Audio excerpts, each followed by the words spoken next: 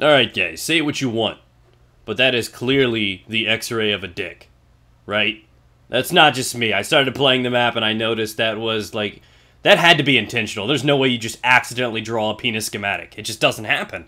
Anyways, what's up guys? Playing Dirty Bomb. Hopefully you enjoy the gameplay. I want to tell you a little bit about it. I've seen a lot of people praising this game, and to me, I'm pretty sure they're a few rounds shy of a full mag.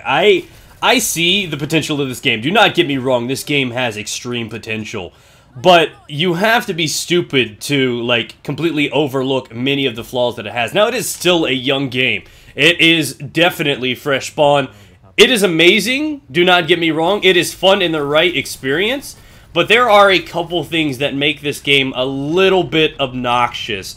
And I'm going to talk about those at the end. But for now, what is this game? This game is a quick, fast-paced, competitive, team play shooter. Basically, it is if, like, Team Fortress had a baby with Counter-Strike, and this is the offspring. That's pretty much the best way I can do it. You could just look at it. The movement and maneuverability reminds and rivals that of a game like Unreal or something. There's wall jumping. Bunny hopping is a thing in this game. It's an extreme evasive maneuver, so you're not getting headshots and stuff like that. You couple that with the maneuverability, the moving around, and just the general, like, the turrets being up, explosives, and all these other things. And many of these characters are copy-cut paste from those games. You play this game and you can instantly look like, oh, hey, they took that from Team Fortress. They took that from Counter-Strike. They took that from COD. This is the Indominus Rex of video games right here. Now, a lot of people frown against that, like, oh my god, this is just a copy of that game. Nowadays, in FPSs especially, there is no such thing as innovation. This is basically stealing things from other people, and nowadays creativity and success is often based off of that. It comes from taking somebody else's idea and trying to improve upon it, and in many ways it works. So they're not even trying to hide it. It is blatant. It is obvious. They have completely ripped off almost all the successful ideas of Counter-Strike and Team Fortress 2. Am I upset at that? No. Why? Because those games are extremely successful, and if you can really pick and pull what parts of a game you like and put it into a game, you have the chance to create something extremely successful. And I am all for that. I think that's amazing. So, what have they done? Now, you could see that, you know, they have different characters and classes, much like TF2. They have things like that. But what did they take from Counter-Strike? They have the competitive aspect, which is what makes this game great. If you're going to just play this for pubs, for casuals, I generally wouldn't do it because I think TF2 does it better. So, basically, what I'm saying is this game's beauty, this game's real appeal comes from the competitive nature of the game. You have many classes, 13, soon to be 14 mercs available, playable characters, different types, and each of them have their own abilities, advantages, and disadvantages. Well, some of them have disadvantages. We'll get to that in a minute. But for the most part, the game is great, and you can see the mechanics of competitive. You have to queue up. It's just like it is in Counter-Strike. There are even case openings that you can get as random drops or purchase yourself that have various different roles. Each character has a few different types of guns and weapons and stuff that they can use and wield and use around on top of different rating levels. You know, it starts off with lead and moves into iron, then bronze, silver, gold, cobalt, so on and so forth, and each of these have higher chances to have better rolls, and I like to call them perks. They're called augments, but they're basically different things. One will allow you to melee 20% faster, one will allow you to move faster, so on and so forth. So it's really luck of the draw. It's another gambling aspect that has been so successful in free-to-play games recently.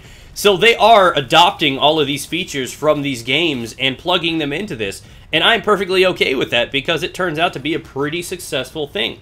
Now, because the game is still relatively early, it does have a few flaws that need to be ironed out. So to be honest, some of the basic, more simple things that are going to be improved here, or needing to be improved, are things just like merc balance. Now, things like the Rhino can be obnoxious, they can be extremely hard to defeat, and they really don't have too much of a counter. Snipers can get some good shots off on them, but for the most part, those aren't always the most functional in the game, so those can be a little lopsided. If one team has a Rhino, it's really, really rough to deal with. The guy's just a natural tank, and he does a lot of damage, and with the ease of being revived and back on his feet ready to pound some more, it just gets very, very challenging to do that. You throw in another class, which is called the Nader, basically probably the most obnoxious class I've ever seen in a video game ever. This one needs heavily altered.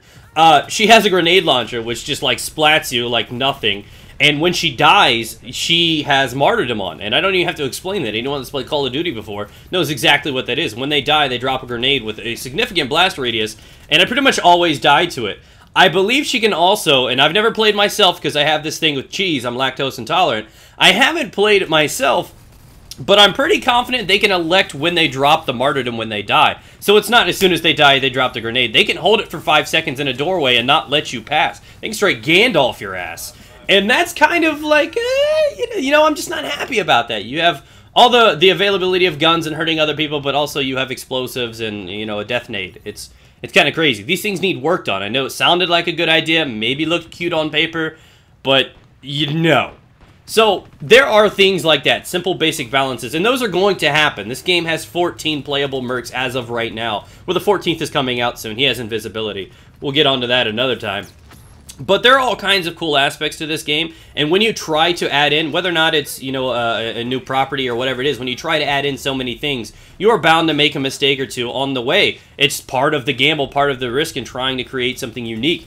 Now, moving on over to other problems, spawn trapping is a severe problem in this game. Momentum can be shafted by anyone, and if you get pushed into your spawn, you can very easily be locked in there. Motion sensor balls know where your location are. Somebody puts healing or puts their little, you know, station down. It just gets very, very obnoxious when it happens.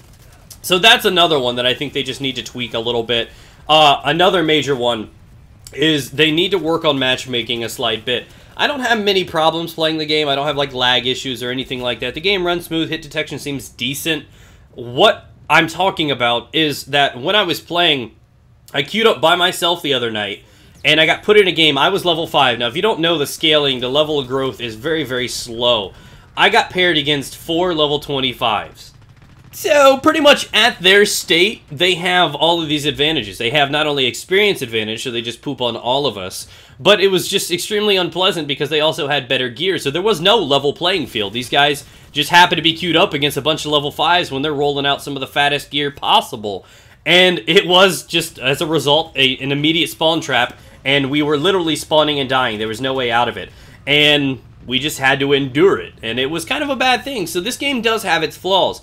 When they, you know, take priority and they start cleaning these things out, start balancing their characters a little more, their mercs, they start doing these things. The game's great. The guns are awesome. The game experience is awesome. As you can see, I hip fire a lot, things that you would expect out of Counter-Strike. So this game is a free-to-play, available on Steam. If you're just playing this for casuals, for kicks and giggles, I would always recommend TF2 over this game. But if you're looking for the competitive edge, this is actually a pretty solid alternative. You do have the spawn delays for the reinforcement, the waves, if you will. So it's not as boring for the casual player or the learning player to play. Like when you're just done in CSGO or something, you're done in CSGO. And those times and those waits can be a little annoying. This one is kind of in the middle ground. So I'd like to wrap this one up by saying the game is great. In its current state, I'd give it a 6 out of 10 though, and that's only because some of these flaws, you know, dealing with full lobbies of, you know, naders, just like that, and other situations can be extremely painful, and I just want to rage quit all the time. Some of the flaws are a little extreme in my honest opinion.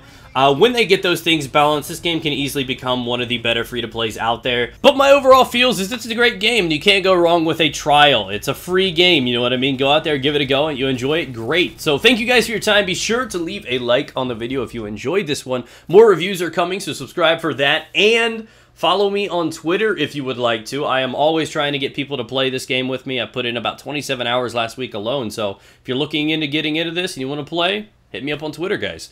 Have a good day, guys.